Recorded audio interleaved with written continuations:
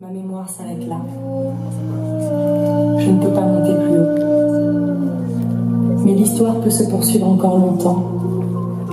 De fil en aiguille, de colère en colère, de peine en tristesse, de viol en meurtre.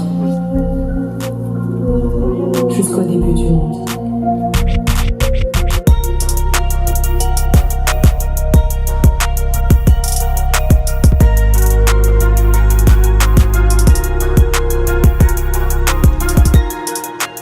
C'est vraiment un travail qui est parti de la cyclicité de la violence en termes de naissance d'émotions en fait et de naissance d'un cycle corporel et physique. Ça fait 1 an et demi qu'on travaille sur cette création, donc effectivement le travail de mise en scène et de corps il s'est fait en même temps. Ensuite on s'est beaucoup inspiré de danses telles que le crump, de danse de street art, qui selon moi représente cette influence originelle en fait de l'organique, du viscéral, de l'acteur qui utilise un petit peu ses tripes pour être sur scène. Faut pas que ce soit quelque chose où tu prévois dans ta tête que tu vas tomber, c'est vraiment tu veux marcher. Ce sujet-là rentre bien avec le crump, vu que tout est sans filtre, sans barrière, sans tabou. C'est une danse de revendication.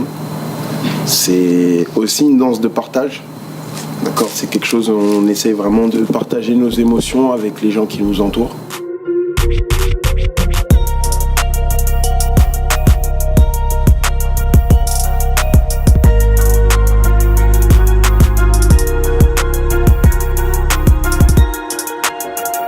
Pour les répétitions, il n'y a pas de secret, c'est juste tourner sur soi-même.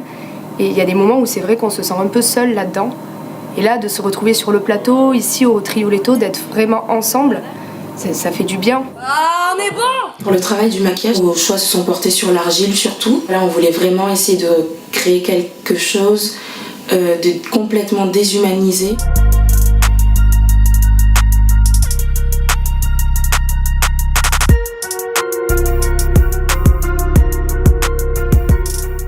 C'est vraiment une matière avec laquelle on peut modeler certaines choses et le fait de la mettre sur nos corps fait vraiment que cette transformation, ça devient réel.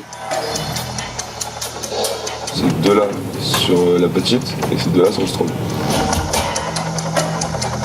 L'effet domino en lumière, on essaie de faire plusieurs fois, donc c'est-à-dire quelque chose qui engendre quelque chose qui engendre quelque chose. Et après, c'était vraiment une question d'atmosphère, d'ambiance. Par exemple, au tout début, on est sur une base de lumière très basse, avec on découvre des corps, et au fur et à mesure, ça s'intensifie. La plus grosse difficulté, c'est créer une pièce et un son sans avoir le résultat visuel avant, en fait. Sans avoir les acteurs sur scène, les lumières, etc.